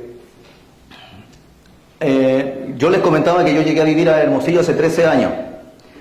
Entonces, hay algo que yo le critico mucho a todos los extranjeros, sean de mi país o sean de cualquier otro país, que se creen expertos en algo. Ellos se bajan del avión, se juntan con un grupo de agricultores y le empiezan a dar esto, háganlo así, yo soy chingón, y se va. Y es un cabrón que no conoce el suelo, que no conoce el agua, no conoce ni el clima, nomás viene a México, come rico, se pistea y se lleva su lanita de asesor, vamos. Pues mis hijos son mexicanos, yo no hablo como mexicano por razones obvias, pero casi me han aceptado como uno más. Yo vivo muy feliz en México y me propuso una misión cuando llegué, no abrir el hocico hasta saber y conocer, y me aproveché de algo que la compañía para la que trabajé, que es SQM, tiene con qué, y pedí presupuesto para hacer muchos análisis. Y creo que ha sido la mejor inversión que he hecho yo en mi vida, porque pude tener análisis desde Vizcaíno, en Baja California Sur, pasando por Constitución, el Valle de San Quintín, Ojos Negros, Mexicali, Sonoita en Espárragos. O sea, siempre concentrándome en una sola visión de conocer las limitantes a la producción, y cuando hablo producción, las limitantes a la fotosíntesis. Si ustedes tuvieran que definir un agricultor, les aseguro que todos dirían: el agricultor cultiva la tierra, el agricultor produce productos agrícolas. Yo tengo otra definición para el agricultor. El agricultor tiene que ser el mejor productor de azúcar. Ah, cabrón, ¿y por qué el mejor productor de azúcar? Porque la fotosíntesis es producción de azúcar. Si yo no fabrico azúcar, por más que tenga la planta bonita, fracasé como agricultor. Lo que yo coseche después da lo mismo, porque lo que tengo que fabricar es azúcar y hacerla llegar a mi futura producción. El grano de maíz tiene almidón, ese almidón vino del azúcar. La manzana tiene un gran porcentaje de pectato de calcio y de azúcares como fructosa. ¿De dónde vienen? De la glucosa. Y la manzana tuvo que fabricar, entonces hay un proceso común a todos los vegetales que es la fotosíntesis. Entonces, cuando yo trabajo con un agricultor, lo primero que le pido son análisis de suelo. Si tiene análisis de agua, tanto mejor. Aquí no es tanto problema porque el agua viene de la presa. Pero un análisis de suelo ya me muestra a mí cuáles van a ser las limitantes para la fotosíntesis, no para la producción. Y trato de concentrarme en eso. ¿Cuáles van a ser las limitantes para la fotosíntesis?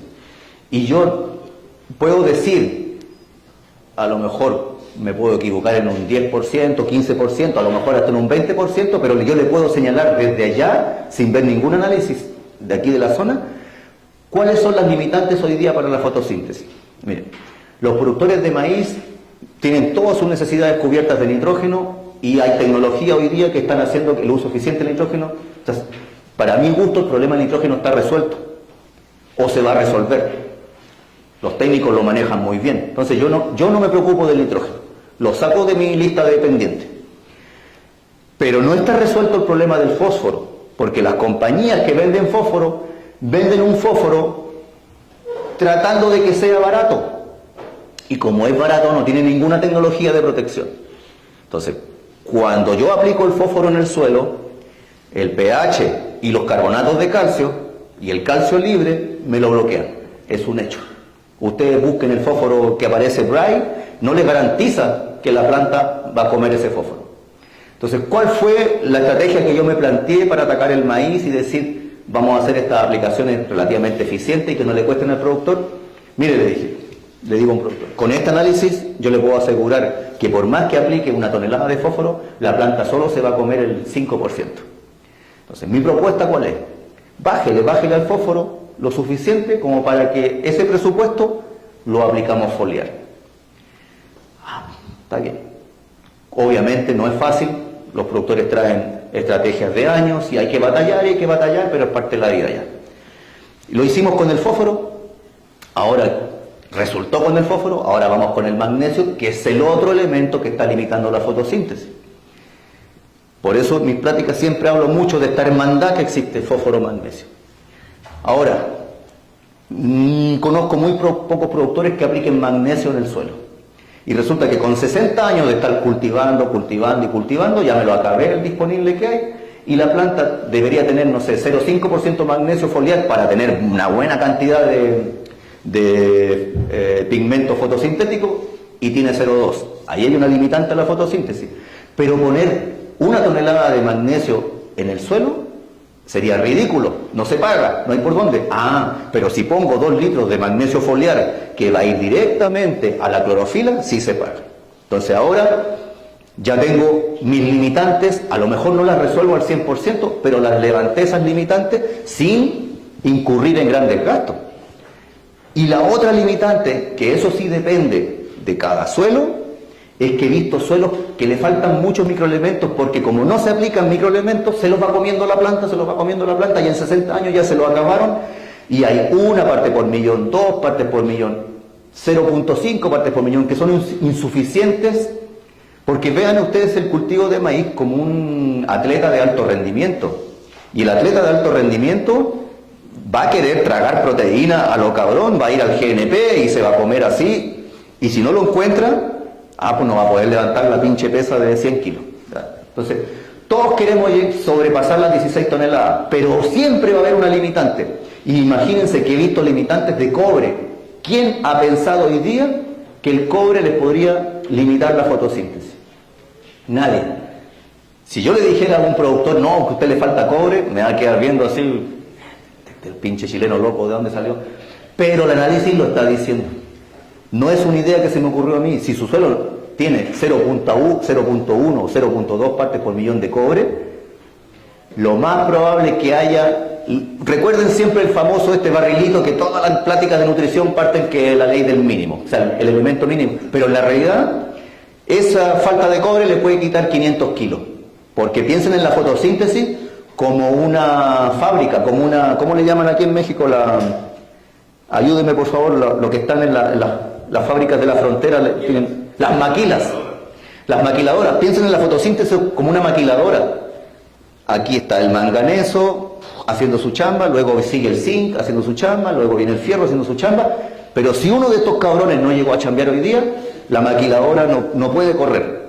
Y eso pasa. El cobre es una milimadre que se necesita, pero me corta la línea de producción. Entonces, los dos elementos que yo considero que hoy día en los macros están muy subutilizados y no se les presta atención es el fósforo y el magnesio. Entonces muchos productores piensan que aplicaron sus 500 kilos de fósforo, ya, lo puse ahí, pero la planta no se lo va a comer. Entonces, para hacer esto no técnicamente bien, sino que comercialmente bien, yo le propongo a un productor, bájele esos a 100 kilos ya, para que quede tranquilo, póngale 100 kilos de fósforo. Pero esos 400 kilos extra, démelo a mí en un presupuesto para aplicar 2 litritos de fósforo, que es lo que la planta necesita. Y como les decía, que la planta come milimolar, me voy a ir más adentro, metiéndome en la física, y le voy a decir, la planta come moléculas de fósforo. Eso come, la planta necesita moléculas de fósforo. Y si ustedes pudieran, y esta información también está en internet, ¿cómo la pueden calcular? Yo cuando digo, mira, el cultivo necesita tanto, ustedes van y buscan la composición de la uva. Ya, primero que nada, un 90% agua. Un productor lo que exporta a Estados Unidos, si mandó 100 toneladas, 90 toneladas de agua. De esas 10 toneladas que quedan, son 6 de azúcar. O sea, mandó 96 toneladas de fructosa y agua. Ahora quedan 4 toneladas de nutrientes. Y si lo empezamos a desglosar, de una parte de esos nutrientes hay proteínas. Y las proteínas, una parte es nitrógeno, la otra parte es una molécula orgánica. Entonces, ahora el nitrógeno son, no sé, vamos a llegar a la conclusión, para hacerlo rápido, de que yo ocupo una milimadre de zinc, una milimadre de manganeso, pero la nutrición nos ha enseñado que utilizamos toneladas y toneladas. No, ahora, cuando yo aplico foliar con un dron, yo le estoy dando esa milimadre. Se la estoy dando. Y resulta que el maíz es ideal porque cubre todo el suelo, no deja ni un espacio para que se pierda ni una gota. Y eso es lo que estamos viendo hoy día, que la eficiencia, el maíz es el cultivo ideal para meterle un foliar. No se pierde ni una gota y se la absorbe toda. Fabuloso. Aquí, de hecho, el ingeniero aplicó, que era algo que no sabía, lo supe hoy, pero el dron, por los cables que hay ahí, tuvo que pasar a 10 metros. Y así todo, la planta se comió los nutrientes. Entonces, el maíz, como digo, se come todo lo que yo le aplique. ¿Para qué perder el nutriente en el suelo si se lo puedo dar en la boca a la planta? Entonces mi estrategia contempla fósforo y magnesio, no me cabe duda que la planta lo necesita. No hay manera de que un suelo de México en general esté fuerte en fósforo y magnesio. No lo he visto, salvo aguas que vienen de orilla de mar en San Quintín, que por la composición del mar a veces traen magnesio y se ayudan. Pero en general no he visto. Y luego los micros, algunos sectores tienen más, otros menos, de acuerdo al cultivo que se ha hecho y la cantidad que hay en el suelo, lo que ha ido sacando en los años. Pero en general, muy poco hierro, muy poco zinc y alguno que otro suelo por ahí le falta cobre. El manganeso, no he visto problemas de manganeso, aunque los hay, pero en general, hierro, zinc y cobre, si yo lo pongo foliar, activo la fotosíntesis y produzco más azúcar de la que producía, porque el suelo no lo tiene. Aún así, si yo aplicara fierro, zinc, manganeso o cobre al suelo, lo más probable es que se bloquee, y pierdo mi dinero. Entonces, la estrategia nuestra ha contemplado poner estos productos que yo sé que la planta ocupa, pero que si los meto por el suelo los hago más caros, los pongo foliar.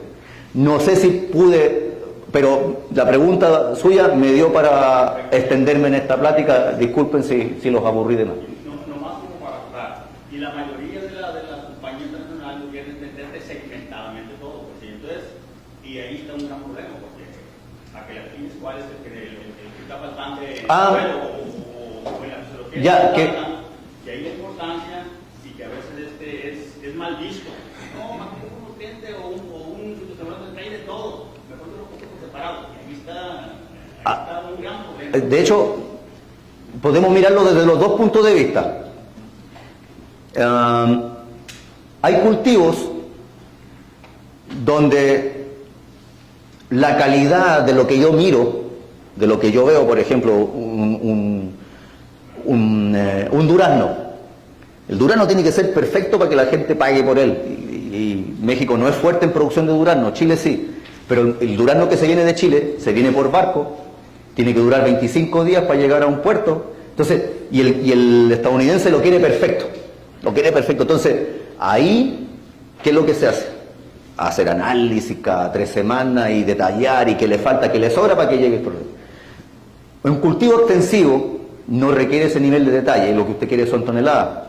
Si el grano sale más grande, mejor, pero si no sale de la forma que yo lo quería, a nadie le afecta. Entonces, tenemos esas dos opciones. Nutrientes por separado para hacer de esto. Ahora, también se necesitan nutrientes por separado cuando tiene un problema grave. Un problema grave de deficiencia de zinc, por ejemplo, tiene que atacarse con nutrientes por separado. Pero también existe el otro caso. El otro caso donde usted no tiene tiempo de hacer un análisis, o no tiene ganas, o no cree los análisis, pero necesita algo que cubra todo su espacio. Entonces, por eso diseñamos un producto que tiene el NPK balanceado, tiene los micros balanceados, más la tecnología Oligoprime para cubrir el espacio, que es uno de los productos que se utilizó en la prueba, ¿ya? Para responder rápido a el estrés. Porque usted dice, ay cabrón, me duele todo el cuerpo, me duele la cabeza, no sé qué tengo, me tomo un bioelectro, ay me mejoré, qué bueno, y me salió, no tuve que ir a gastar lana al doctor ni nada, algo así, ¿ya? Sí, pero entiendo perfectamente hacia dónde va la pregunta. Ahora, que esto quiero también señalarlo, las compañías, piensen ustedes que todas las compañías, la misión es vender. El problema es que yo tengo dos maneras de vender. Vender algo que no sirve al productor, o vender algo donde el productor gana y yo también gano, ¿ya? O sea, ahí es donde el productor tiene que tener la habilidad de separar las aguas, ¿no? Eso es todo. Pues primero felicitarte, muchas gracias. Porque he estado escuchando muy atento tu presentación y las respuestas que has dado. Y cada vez que voy a recordar la pregunta que voy a hacer y ya la contestó. Realmente me has ido desarmando en las preguntas de créeme que sí genero varias. De ir monitoreando, ir teniendo indicadores para poder conducir la producción y no esperar a cosecha y decir, me hizo falta. Esa es una parte que debemos irnos acostumbrando como productores, como técnicos. Tener esos indicadores y el pool de información que ya has generado en tu experiencia nos adelanta todo este proceso del manejo.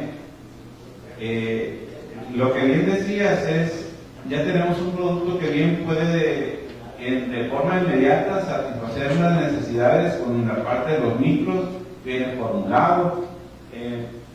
Siempre nosotros queremos producir más, ¿verdad? Y no nos metemos a conciencia a ver qué nos hace falta.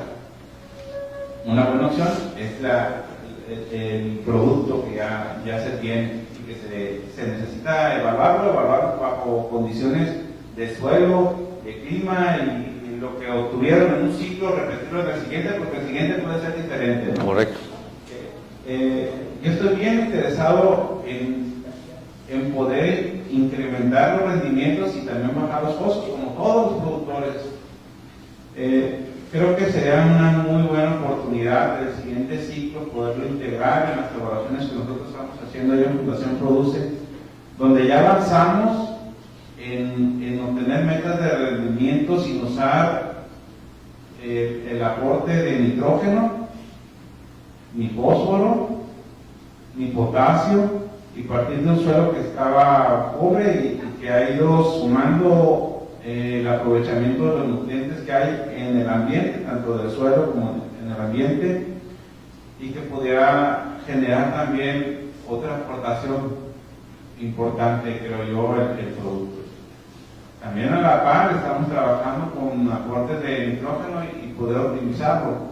Creo yo que también se puede trabajar ahí. Pero lo que yo rescataría de lo que has mencionado es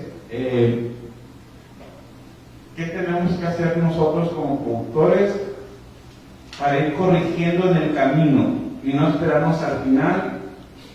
O sea, imagínate, todo lo que ya has mencionado es cierto, está pasando. El productor no quiere hacer análisis, el productor no quiere tener la preocupación, el productor nomás dice en responsabilidad, hazte cargo, yo te doy lo que necesites y hazlo. Entonces, yo comprometido, ¿qué necesito hacer para ir corrigiendo y llegar a la meta de rendimiento que puedo? Porque la primera limitante que nos hacemos y nos ponemos la primera barrera que yo estoy en contra es, oye, no te pongas metas largas ni tan grandes, porque si comenzaste con 7, no aspires a 16. No, eso no. Es correcto, eso. Lo vimos nosotros en los trabajos que hicimos en el Valle de Ahome y el Fuerte, que es imposible que un productor que tenía 10 toneladas que pasara de las 13. Es imposible. El crecimiento tiene que ser paso a paso. Los mejores resultados los teníamos con productores que ya tenían 15, 16 toneladas, porque para ellos obviamente hacen cosas o han hecho cosas. Por ejemplo, lo que comentaba de mejorar la eficiencia del nitrógeno, tenemos un agricultor que aplica ya el amoníaco, lo aplica en presiembra y en baja dosis, y eso le daba muy buenos resultados. Entonces, claro, yo soy una parte, yo hago mi parte de bajar estrés y de hacer que lo que tenga el medio, la planta lo aproveche mejor. Pero hay otras cosas que hace el agricultor, desde cuando elige la semilla, desde los riegos que da, cómo los da, quién los da. O sea, si tu regador se queda dormido en la noche, todo lo que yo pude hacer bien, este cabrón se lo chingó. Entonces, ¿qué puedo aportar yo? No estoy hablando de los productos, porque nosotros podemos hacer dos tipos de aportes. Aporte económico, o sea, tener productos a un precio razonable que equivalga a su tecnología, o también podemos hacer un aporte técnico. Entonces, yo como Gonzalo Bernal, de la compañía Agrocien, mi aporte técnico, ¿cuál es? Que el hecho de haber tenido presupuesto para hacer análisis desde el año 2011 hasta la fecha, tengo mucha experiencia en leer los análisis. Y me puedo dar cuenta cuando un problema, o tiene problemas de fertilización que han sido agudizados año tras año, o tiene un problema de estructura que ha nacido a consecuencia de fertilización. Y le pongo un ejemplo. La gente que produce papas, no sé si hay algún productor de papa aquí entre medio, pero yo conozco productores de papa del Valle de Obregón, Guatabampo, todos los años hacen análisis y todos los años dan la misma recomendación. O sea, si yo voy a dar la misma recomendación todos los años, ¿para qué hago el análisis? Está de oki. Pero los análisis de suelo que he hecho, por ejemplo, ahí ayúdame Carlos, ¿cómo se llama la zona de donde hicimos, por ejemplo, con Luis, que detectamos que los suelos han ido perdiendo calcio y tienen problemas de estructura? ¿Cómo se llama? Vallejo. Hay suelos cercanos a Vallejo que son suelos que se han formado por lecho de río. Mucha arena, muy pobres los suelos, y tendrán 60, 70 años de que el agricultor hace lo mismo, pero como no son sus suelos, son suelos rentados, él lo más le quiere sacar al suelo. La materia orgánica se la acabó hace 20 años.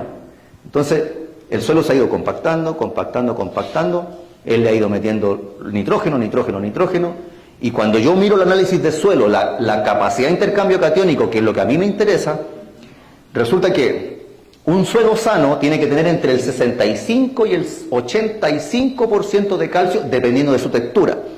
Si es muy arcilloso, yo le bajaría el calcio al 70-75%. Si es muy arenoso, yo le subiría el calcio al 85% para que sea el efecto aglutinante. Pues resulta que tenemos suelos arenosos con 60% de calcio. Un 20% de potasio, significa que él le ha metido su potasio todos los años, un 10% de magnesio, pero un 20% de sodio. ¿Qué es lo que ha estado pasando? Que como la planta consume calcio, nadie lo aplica, pero las plantas comen calcio. De hecho, si contáramos los cationes y los pusiéramos en filita, los nitrógenos, los potasios, los calcios, nos daríamos cuenta que la planta consume, estoy hablando de la molécula, del catión. La planta consume más potasio y más calcio que nitrógeno. O sea, si los pusiéramos uno tras uno, ¿ya?, nos daríamos cuenta que, por eso que medir los fertilizantes en kilos no es lo correcto. Sirvió para lo que sirvió 100 años atrás, pero hoy día lo importante es saber la cantidad de moléculas, y eso se mide en micromoles, o milimolar, como lo quieran llamar, ¿ya? No nos vamos a meter en eso todavía. A lo que quiero llegar es que ese suelo donde el Señor le ha sacado y le ha sacado y le ha sacado, el suelo ha perdido calcio. Y cuando el suelo pierde calcio y se mete el sodio, tengo un gran problema, porque el sodio es un elemento que desestructura el suelo. Los sodios repelen, los calcios juntan. El calcio es aglutinante, el sodio es repelente. Por lo tanto, él no va a mejorar la producción si no mejora el suelo. Y yo no tengo ni un nutriente que mejore el suelo. Eso no impide que yo le recomiende a él meter en materia orgánica. No la vendo, pero es lo que necesita. Ahora, ¿cómo puedo yo trabajar con ese cultivo? Aliviándole el estrés nutricional y el estrés abiótico que le genere este problema. Pero el problema es más profundo que eso. Que los suelos son rentados y ningún productor le va a meter en materia orgánica a un suelo rentado. ¿Cómo arreglamos eso? Porque él el día de mañana deja de rentar, se va y su materia orgánica que le costó, no sé, 100.000 pesos se quedó ahí. Entonces, ese es un problema que para el que yo no tengo solución. Entonces, mi parte técnica me obliga a decir las cosas como son. ¿Cómo se resuelve? Puede que se resuelva con mi producto o puede que no. ¿Ya? En ese sentido, he tratado de hacer las cosas lo más honestamente posible. Para mí sería re fácil, mire, esto lo resuelvo con 10 litros de este producto. Ya, yo vendo, pero va a ser la única vez que venda. No quiero ese tipo de relación. No sé si le contesté la... No sé si te puedas quedar un... Yo puedo hablar todo el día, no tengo problema. Por cuestión de tiempo la vamos a parar aquí, pero pues nos quedamos un rato, se queda el ingeniero también, vamos a hacer que se quede Nacho también para resumir también un poquito, yo creo que la razón por la cual, bien lo comentabas, ingeniero, que necesitamos algo que tenga todo, es porque no sabemos qué es lo que necesitamos. Correcto. Si sabemos qué es lo que necesitamos, queremos ese nada más, no queremos meter los otros que no nos sirven. Y bien, también lo decías y lo contestaste ahorita, ¿para qué hacemos análisis todos los años? Si no podemos decir, es que el productor no hace análisis porque no le importa. Es que lo mismo, si haces análisis todos los años y todos los años está en la misma recomendación, o está mal el análisis o está mal la recomendación. No está mal el productor que los está haciendo, ¿no? Entonces necesitamos saber cosas que no sabemos. Entonces, como no las sabemos, lo más fácil es ponerle todo. Y yo creo que el principio de la agricultura orgánica es, en parte, es reconocer que hay miles de cosas que no sabemos, entonces le ponemos todo y planta todo lo que tú quieras, ¿no? Creo que ya tenemos tecnologías más avanzadas, posiblemente no económicas, pero tecnologías más avanzadas donde ya podemos detectar y determinar exactamente qué es lo que nos hace falta y solamente poner eso en condiciones adecuadas.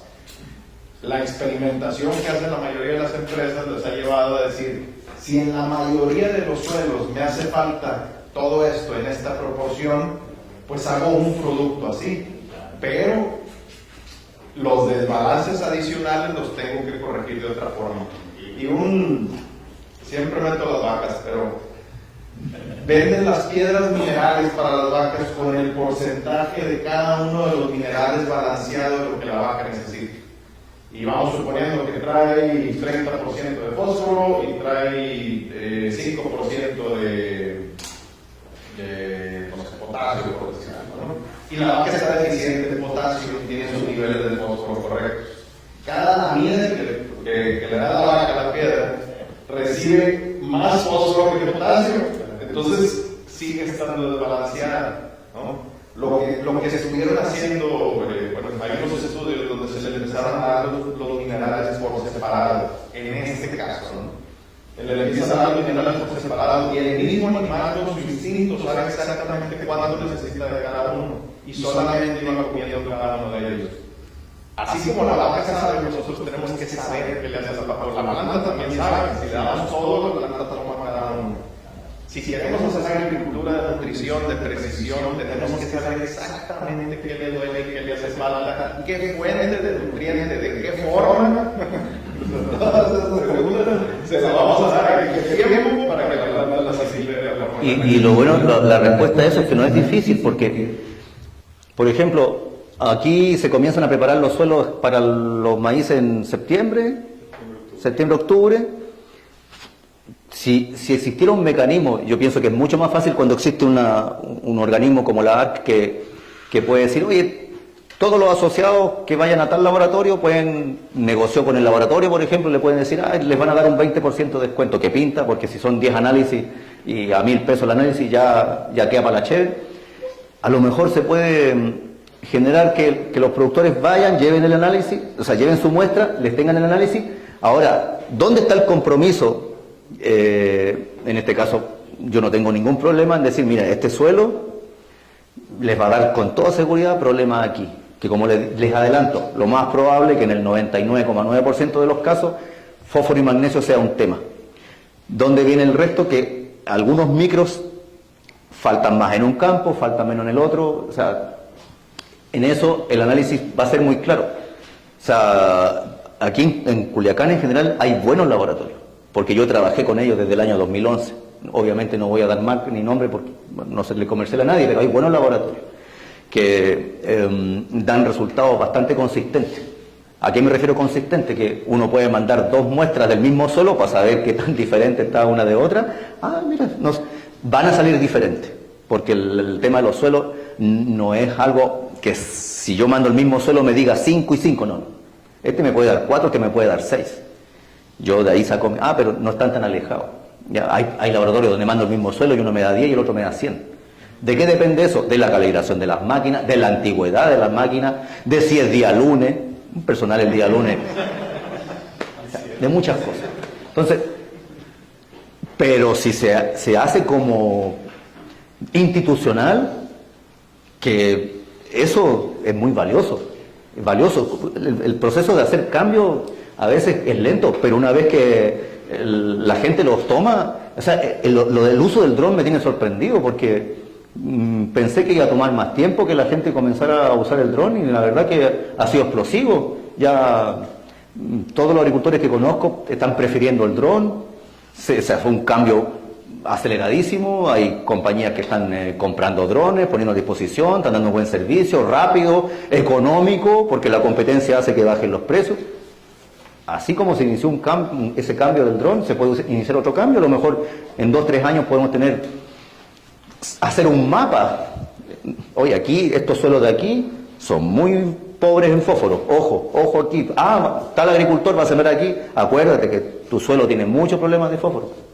No sé, estoy inventando, pero lo que a mí me compete, lo que yo puedo hacer, sí es checar limitantes, no porque sea muy chingón, simplemente porque he tenido la oportunidad de hacerlo, ya prácticamente del 2011, y de comparar, y de mirar. Entonces, después de 5 o 6 años, vi un patrón, y ese patrón es el que me da, siento yo, cierto derecho a platicar de lo que vi, ¿ya? No he visto nunca agricultores que tengan problemas de nitrógeno. Generalmente el nitrógeno va más el problema por el lado del exceso. Hay productores que les gusta tener maíces de 3 metros, y resulta que cuando yo pongo un medidor de fotosíntesis, lo pongo a nivel de piso, me doy cuenta que la mitad de la planta es parásita. ¿Qué quiere decir eso? que la mitad de la planta vive de la mitad de arriba. Y eso hace bajar la producción. Entonces, no siempre la planta más bonita es la que produce más, también hay que tener eso claro. Y así, un montón de cosas que podríamos, como le digo a Enrique, podría estar todo el día, porque me apasiona transmitir lo que tengo en mis archivos, que a veces no tengo la oportunidad de hacerlo. Vamos haciendo una cosa, estamos por finalizado el Muy bien, muy bien. protocolo, foto, el que se quiera quedar, se quede, el que se tenga que ir, muchas gracias. No, gracias Enrique por la oportunidad, la verdad que me hace muy feliz este tipo de eventos. Muchas gracias. Ay, cabrón, qué bonito. Vamos a abrir, vamos a tener así. Si quieres, Este quiero mostrar. Está bonito.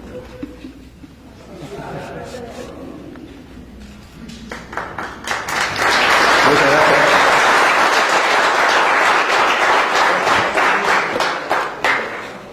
muchísimas gracias.